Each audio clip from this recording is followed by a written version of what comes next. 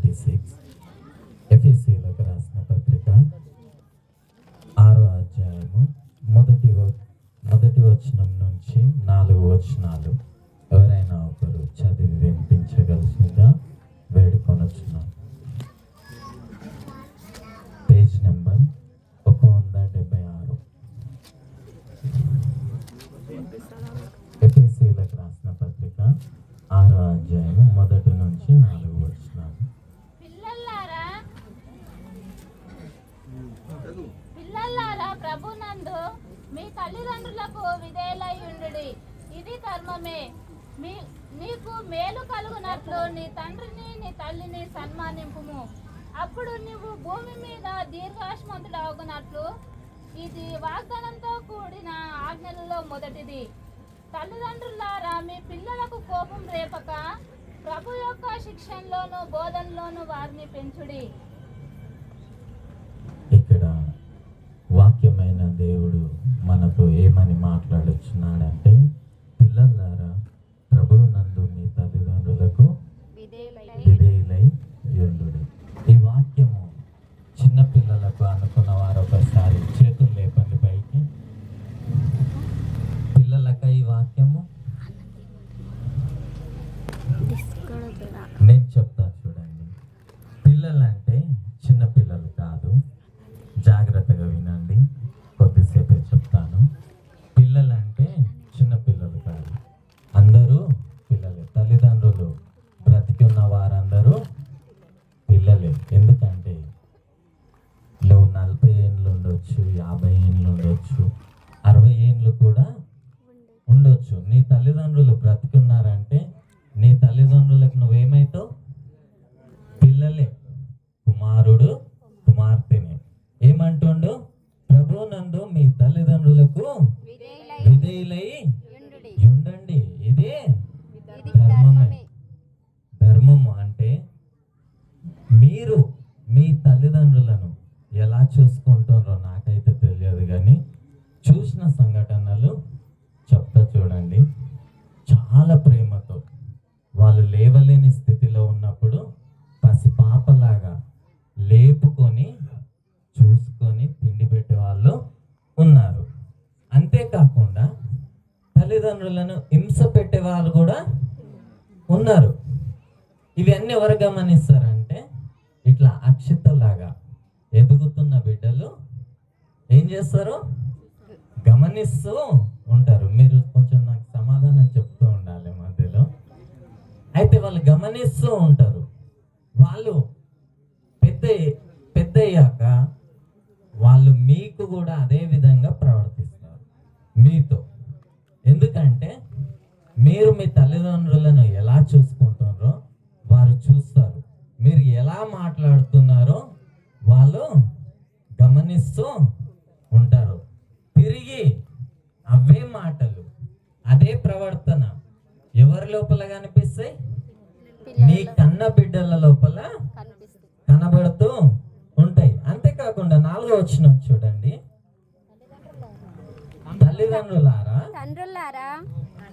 తండ్రులారా మీ పిల్లలకు కోపము రేపక ప్రభు యొక్క శిక్షణలో బోధనలో వారిని పెంచండి. గమనించండి, పిల్లలకు కోపము తెప్పించొద్దు. వారిని కోపం తెప్పిస్తే వారు ఏం చేస్తారో వారికి తెలియదు. వారికి ప్రేమతో దేవుని సన్నిధికి నడిపించాలి, ప్రార్థన చేయడం నేర్పించాలి. అదేవిధంగా బైబిల్ చదవడం నేర్పించాలి, పెద్దలను గౌరవించడం నేర్పించాలి. అదేవిధంగా ఇక్కడ కూర్చున్న వారందరి బాధ్యత ఏంటంటే, పిల్లలు నాలాంటి వారు చిన్నవారున్నా ఇంకా చిన్నవారున్నా మీరు పెద్దవారు కాబట్టి మా నుంచి ఏమైనా పొరపాట్లు జరుగుతూ ఉంటే, పిల్లల నుంచి ఏమైనా పొరపాట్లు జరుగుతూ ఉంటే వారిని ఏ మార్గంలో నడిపించాలి? దేవుని మార్గంలో, సరి అయిన మార్గంలో. ఇది తప్పు బేట, ఇది తప్పు చెయ్యొద్దు, ఇలా నువ్వు మాట్లాడొద్దు. ఒక విషయం చెప్తా చూడండి. చిన్నపిల్లలు వచ్చి రాని మాటలతో ఏదైనా బూతు మాట మాట్లాడితే కొంతమంది తల్లిదండ్రులు ఏం చేస్తారు తెలుసా? వాళ్ళ తాతని తిట్టినా, అవ్వని తిట్టినా, మామనన్నా ఏం చేస్తారంటే నా బంగారమే ఎంత మంచిగా మాట్లాడిను ఏమంటారు, ముద్దాడతారు. నిజమా కదా? చెప్పాలి, అట్లా అనొద్దు బేట, తను మీ తాత, మీ అవ్వ, మీ మామ, మీ అత్త, మీ చిన్నమ్మ, మీ అన్న, మీ చెల్లెలు, నువ్వు అలా మాట్లాడొద్దు అని చెప్పాలి ప్రేమతో. వారికి కోపము రేపొద్దు. అంతేకాకుండా ఏమంటుండు, ప్రభు యొక్క శిక్షణలో బోధనలు వారిని పెంచమని చెప్తుండు. శిక్షణ అంటే ఏదో కఠినమైన పనిష్మెంట్ కాదు.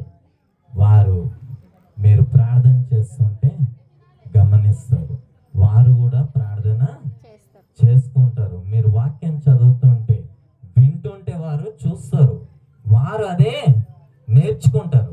అదే తండ్రి తాగి వచ్చిండు అనుకో, పిల్లలు కూడా వారు వయసుకు వచ్చాక తాగుతారు. అప్పుడు తండ్రి ఎందుకు తాగినవరా, తాగొద్దు అని చెప్పినా కదా అంటే, నువ్వు తాగుతలేవా అంటాడు. ఏమంటాడు, నువ్వు తప్పు చేస్తలేవా అని రిటర్న్ క్వశ్చన్ చేస్తే నీ పరిస్థితి ఏంది? పిల్లలతో చెప్పుపించుకునే స్థాయికి రావడమే కాకుండా పిల్లలు చెడిపోవడానికి చాలా కారణము తల్లిదండ్రులే, బయటి వారు, స్నేహితులు గారు. తల్లిదండ్రులు ఇంట్లో కొట్లాడినరు అనుకో, వారేమైనా తిట్టుకున్నారు అనుకో, పిల్లలు వింటారు. విన్నాక కొన్ని సందర్భాలలో అవే పదాలు, అవే పదజాలాలు మీపై వాడతారు. ఎవరిపై? మీపై. మీకు కోపం వచ్చి వారిని కొడతారు. ఇంకా 5వ అధ్యాయం 1వ వచనం చూడండి. కావున మీరు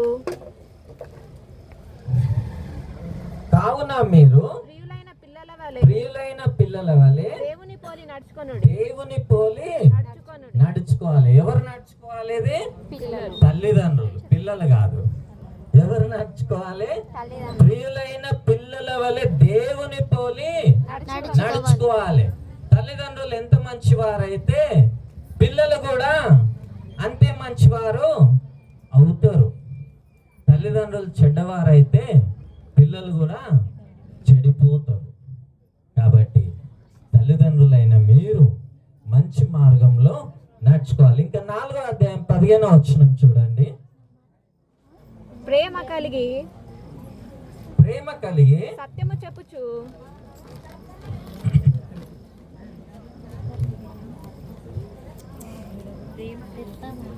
ప్రేమ కలిగి సత్యము చెప్పుచు క్రీస్తు వలె ఉండుటకు మనం అన్ని విషయములలో ఎదుగుదుము.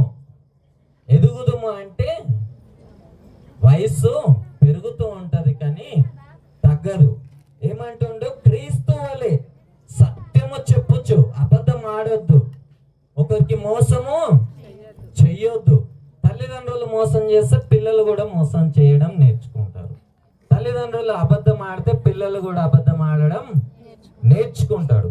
కాబట్టి సత్యము చెప్పచ్చు క్రీస్తు వలె ఉండుటకు మనం అన్ని విషయములలో ఎదుగుదుము. మీరు ఎలా ఎదుగుతుండ్రో పిల్లలు కూడా అలానే ఎదుగుతారు. మృక్కై వంగనేది మానై వంగునా అని చెప్పి వాక్యము చెప్తుంది. చిన్నపిల్లలు మొక్కగా ఉన్నప్పుడే వారిని సరి చేస్తూ మంచి మార్గంలో నడిపించాలి. ఇంకా 2వ అధ్యాయము 19వ వచనం చూడండి. కాబట్టి మీరిక మీదట పరజనులను పరదేశులనై ఉండక పరిశుద్ధులతో ఏక పట్టణస్థులను దేవుని ఇంటి వారై ఉన్నారు. ఎవరింటి వారై ఉంటారు ఇలాంటి వారు? దేవుని ఇంటి వారు. దేవుని ఇంటి వారు ఎవరైతే ఉంటారో, పరిశుద్ధత ఎవరైతే ఉంటారో వారి ఇంట్లో ఎవరు ఉంటారు? దేవుడు ఉంటాడు. ప్రేమ, సమాధానం ఉంటుంది. కాబట్టి తల్లిదండ్రులు అయిన వారు. ఇక మీదట మీ పిల్లల విషయమై జాగ్రత్తగా ఉండండి. మీరు ఏమైనా చేయాలనుకున్నా, ఏమైనా మాట్లాడాలనుకున్నా, మాట పిల్లలు లేనప్పుడు మాట్లాడండి. ఎందుకంటే పిల్లలు నేర్చుకునే అవకాశాలు ఎక్కువగా ఉంటాయి. దేవుడి యొక్క చిన్ని వాక్యంను మన ఆత్మీయ మేలు నిమిత్తమై దీవించి ఆశీర్వదించును గాక.